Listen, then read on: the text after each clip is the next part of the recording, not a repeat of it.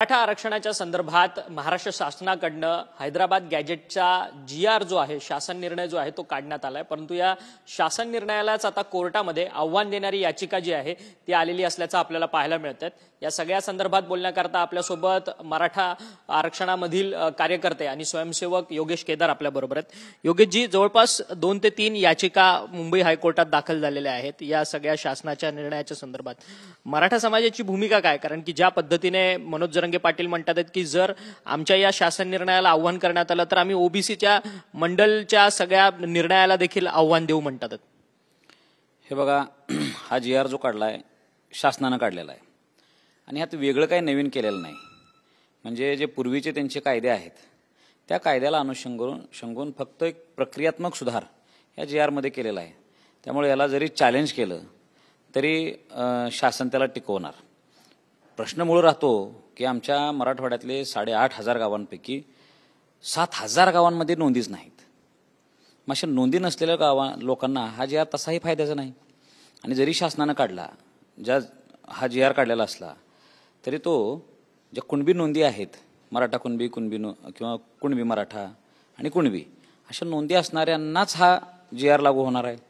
आणि जर तो त्यांनाच लागू असता म्हणजे आहे तर नव्यानं काढण्याची गरज नव्हती। सन्माननीय एकनाथ शिंदे साहेबांच्या काळामध्ये जे काही शिंदे समिती नेमून जेवढ्या नोंदी वगैरे काढल्या तेवढ्यांना तर ते आरक्षण आधीही मिळणार होतं। आता पुढेही जर समजा नोंद असेल तर त्यांच्या कुळातल्या लोकांना ते मिळणारच आहे। तो एक प्रश्न वेगळा। आणि जर समजा कोणी लोकशाहीमध्ये स्वातंत्र्य आहे, तुम्हाला कोणालाही एखाद्या गोष्टीच्या विरोधात न्यायालयामध्ये जाता येते, तशा पद्धतीने ओबीसीचे लोक गेलेले आहेत, तो त्यांचा विषय। पण जो 23 मार्च 1994च्या GRचा संदर्भ जरांगे पाटलांनी आता घ्यायला सुरुवात केलेली आहे, हा GR शोधून काढणारा पहिला माणूस मी आहे। आणि त्या अनुषंगानं शरदचंद्रजी पवार साहेबांच्या घरावर आम्ही आंदोलन केलं, खंजीर आंदोलन केलं। आणि तो दिवसही आम्ही निवडलेला होता 23 मार्च 2021। हा 23 मार्चचा काय संबंध आहे की 23 मार्चलाच अण्णासाहेब पाटलांनी आत्महत्या केलेली आरक्षणासाठी। बहुजनांना आरक्षण, ओबीसी लोकांना आरक्षण मिळावं म्हणून, केवळ मराठाच नव्हता तर ज्यांना SC आणि STचा लाभ घेता येत नाही अशा सगळ्यांना आरक्षण मिळावं, आर्थिक निकषार मिळवून अण्णासाहेबांनी आत्महत्या केली। तो दिवस कोणता होता? 23 मार्च। आणि जो GR योगायोगानं काढला शरदचंद्रजी पवार साहेबांनी, तो अनधिकृत पद्धतीने काढला, तो सुद्धा 23 मार्च। म्हणजे आम्हाला दुःखावर अजून एक पाचर दुःखात असलेली मराठ्यांवर पवार साहेबांनी मांडली। आज जो काही मराठ्यांची फरफट व्हायला लागली त्याचं मूळ कारण हा GR आहे। 22 मार्च 1994 पर्यंत, म्हणजे एक दिवस आधीपर्यंत ह्या राज्यामध्ये सगळ्या ओबीसींना मिळून केवळ 14% आरक्षण होतं। 23 मार्च 1994ला ह्या 14%मध्ये 16% वाढ करून 30% केलं। 20% SC ST आणि हे 50ची कॅप उडवली। आणि त्यानंतर असं सांगितलं चाललं की आता दरवाजे बंद झालेले आहेत, आता ह्याच्यात कोणाला येता येणार नाही। वास्तविक बघता जे 16% आरक्षण आमच्या हक्काचं होतं त्या अनधिकृत पद्धतीनं कुठलाही आयोग न नेमता ओबीसीमध्ये जो वर्ग केला आहे तो मराठ्यांच्या हिस्साचा आहे ना।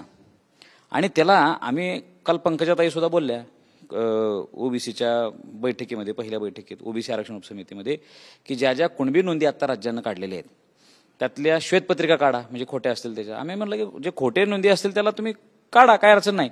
पण आता पंकजाताईंनी सुद्धा नैतिकता दाखवली पाहिजे की 23 मार्च 1994चा GR तो नेमका कुठल्या आधारे काढला याची श्वेतपत्रिका निघू द्या।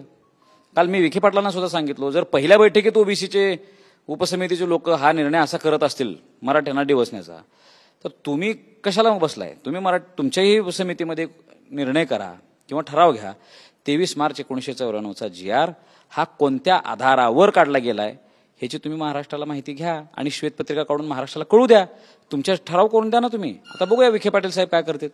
परंतु तुम्ही म्हणतात की शरद पवारांनी जवळपास हे 16% वाढीव आरक्षण दिलेलं आहे।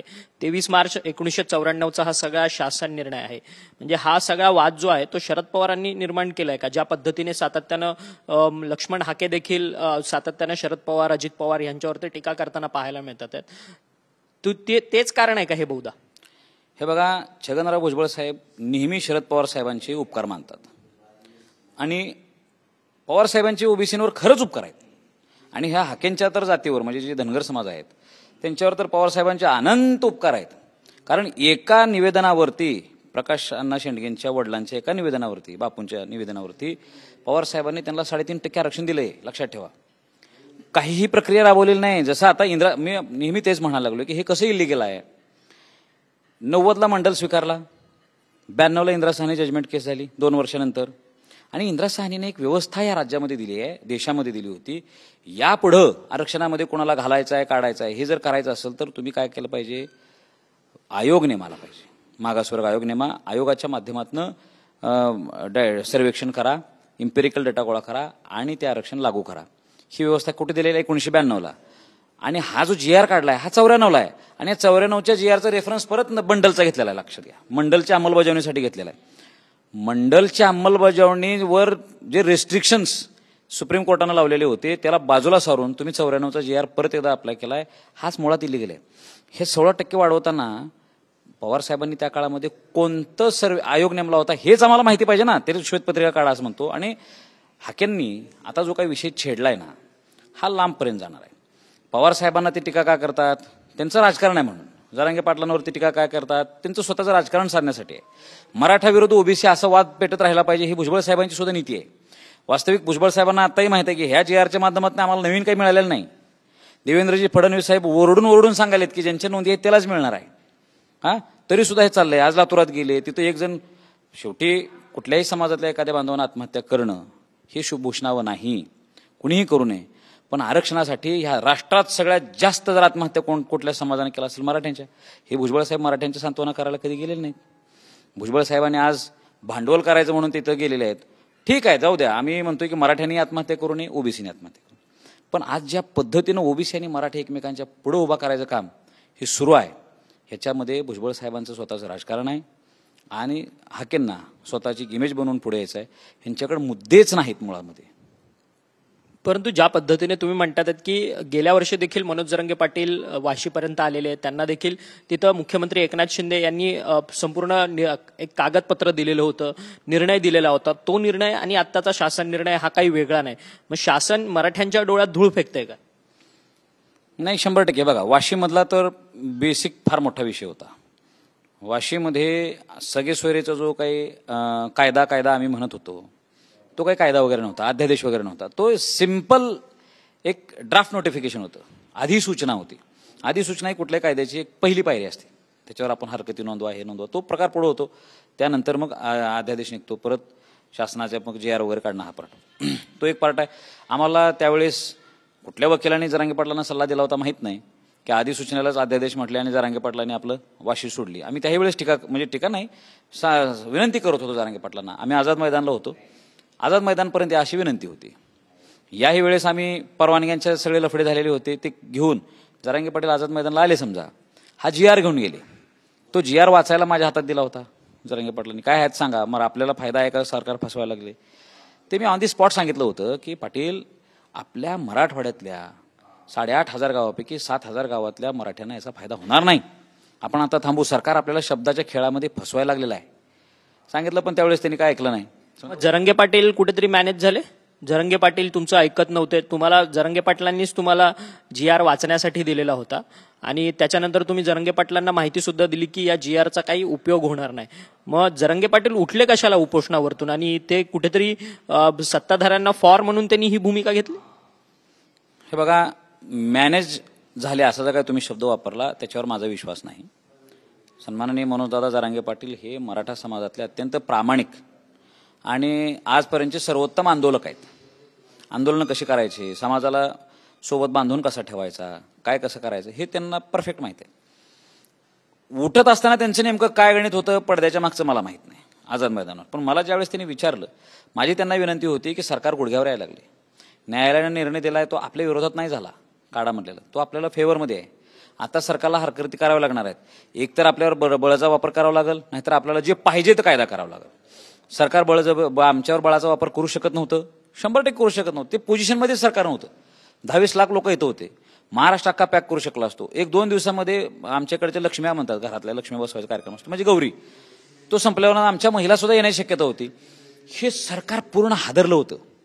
सरकारला काय करावं, कुठल्या दिशेनं जावं हे कळायला मार्ग नव्हता. पण काय झालं, 10 रुपयाचं जो विषय आहे तर 10 रुपयाच्या ऐवजी 2 रुपये देऊन बघावं. म्हणजे उदाहरण म्हणून सांगतो मी, 2% आपण देऊन भागलं तर बघूया, नाही जर हे मान्य केलं तर आपण 10% देऊ, असा विषय होता. माझं असं म्हणणं आहे की जर आम्ही एक दिवस थांबलो असतो ना तर आम्ही फार मोठ्या पोझिशनमध्ये गेला असतो आणि आमचा जो किमान मराठवाड्याच्या अनुषंगानं मराठा हाच कुणबी आहे, कुणबी हाच मराठवाडा आहे, मराठा आहे, हैदराबाद गॅजेटमध्ये नोंदी आहेत, ह्या अनुषंगानं मोठा निर्णय होऊ शकला असता. आज तसा झालेला नाही. आम्ही बार्गेन करायला ही मनोज जरांगे पाटलांची चुकी आहे का?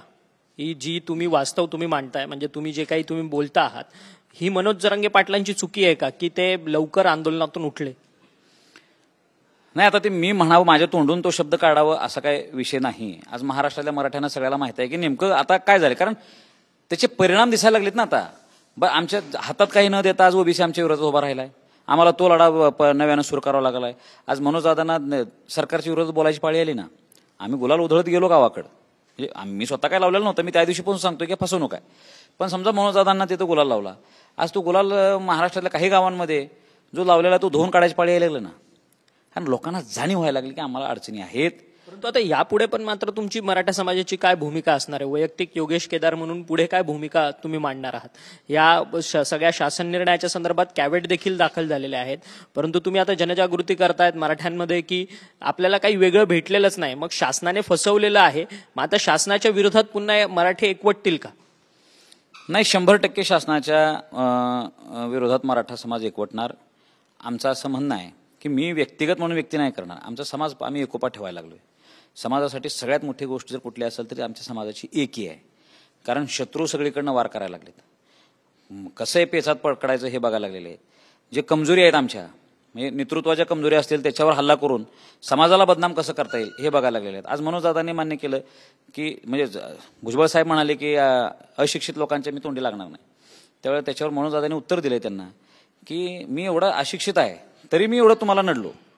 आमची सुशिक्षित पोर पुढे आल्यावर मग काय होईल, असे का आता नरेटिव्ह वॉर सुरू होणार आहे. लक्षात ठेवा, आमच्या मराठ्यांमध्ये पण आरक्षण करणारी सुशिक्षित पिढी आहे. आम्ही सगळेजण एकत्र बसवणार आहे की आपलं नेमकं दिशा काय असावी. आज मनोज दादांनी ही बैठक कधी बसवणार तुम्ही? ज्या पद्धतीने तुम्ही म्हणतात की शिक्षित लोकांना तुम्ही बसवणार, ही बैठक कधी बसवणार? नाही, हे लवकरच आता सगळ्या चर्चा चिंतन मंथन सुरू झालेलं आहे. लवकरच आता ह्या बैठकांचं हे आयोजन होईल. आमचा लढा जो आहे तो संविधानिक आधारावर आहे. लक्षात ठेवा, आम्हाला दोनदा सामाजिक आणि शैक्षणिक मागास ठरवले. आमचा हक्क ओबीसीमध्ये आहे, 50%च्या आत आहे. आमच्या आरक्षणावर अतिक्रमण झाले 23 मार्च 1994. तो आरक्षण हटवा, अतिक्रमण हटवा आणि आमचं आम्हाला द्या, अशी आमची भूमिका आहे. त्याच्यासाठी लढा कसा उभा करायचा, काय करायचं, याच्यावर आम्ही लवकरच सगळेजण मिळून, त्यामध्ये सगळे असतील, मग मनोज दादा असतील, त्यांच्या आधीचेही महाराष्ट्रामध्ये अनेक लोकांनी मराठा समाजासाठी त्याग दिलेला आहे. ह्या सगळ्यांच्या समोर चिंतन करू आणि एक भूमिका आम्ही येणाऱ्या काळात ठरवू आणि सगळ्यांचा त्यात रोल असणार आहे. सरकारला आमचा हक्क दिल्याशिवाय भाग नाही. आम्हाला ते आरक्षण द्यावंच लागणार आहे. आणि महाराष्ट्राचा हा जो काही साधू संतांचा महाराष्ट्र आहे, वारकऱ्यांचा महाराष्ट्र आहे, शाहू फुले आंबेडकरांचा महाराष्ट्र, हा महाराष्ट्राचा आम्हाला अनुबंध, सामाजिक अनुबंध कायम ठेवायचा आहे. एक शेवटचाच प्रश्न की ज्या पद्धतीने मनोज जरांगे पाटील छगन भुजबळांना एकेरी भाषेत टीका टिप्पणी करतात आहेत आणि तिथून देखील छगन भुजबळांकडनं आता प्रत्युत्तर यायला लागले, ही कुठेतरी वैचारिक पातळी घसरलेल्याचं हे लक्षण नाही का, असं तुम्हाला वाटत नाही का? ज्या पद्धतीने आरक्षणाची लढाई आहे ती कायद्याच्या स्वरूपात लढली गेली पाहिजे, परंतु दोन व्यक्ती एकमेकांवर टीका करत असताना खालच्या पातळीवर जात नाही. हे बघा, महाराष्ट्रातल्या मराठ्यांना एक गोष्ट माहिती आहे, हा मराठा समाज अत्यंत कल्चर्ड आहे, सुसंस्कार आहे, सुसंस्कृत समाज आहे. आमच्या समाजाचा इतिहास हा हजारो वर्षांपासूनचा आहे. त्यामुळं आम्हाला भाषेचे भान नक्कीच आहे. देवेंद्र फडणवीस साहेबांना ब्राह्मण म्हणून एकेरी बोलून आईवर शिवी देऊन आम्हाला आरक्षण मिळणार नाही. छगनराव भुजबळ साहेबांना म्हणजे वयस्कर असल्या आहेत तरी सुद्धा एकेरी बोलून शिवराळ भाषा देऊन आम्हाला आरक्षण मिळणार नाही. आमचा लढा त्यांच्यासोबत नाही, आमचा लढा खुर्चीसोबत आहे.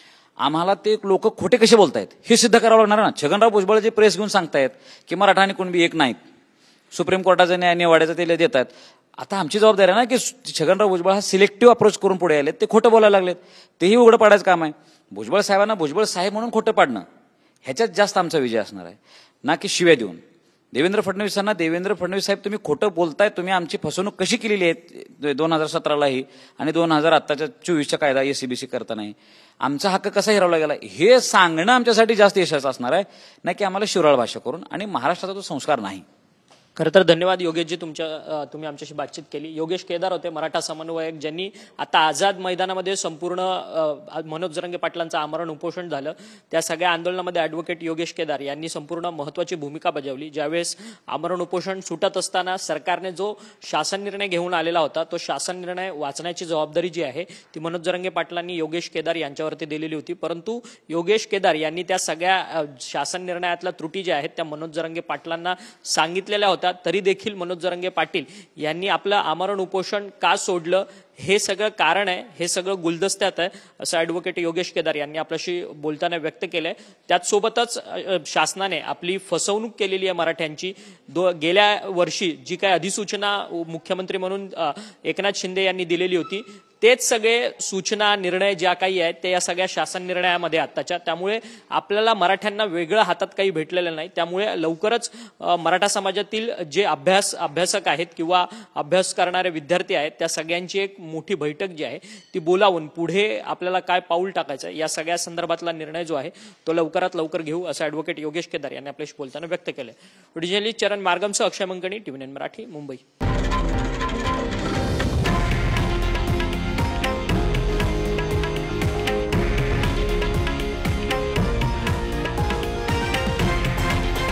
हे आहे देशातील नंबर 1 न्यूज नेटवर्क आणि आपण पाहत आहात TV9 मराठी, एकमेव.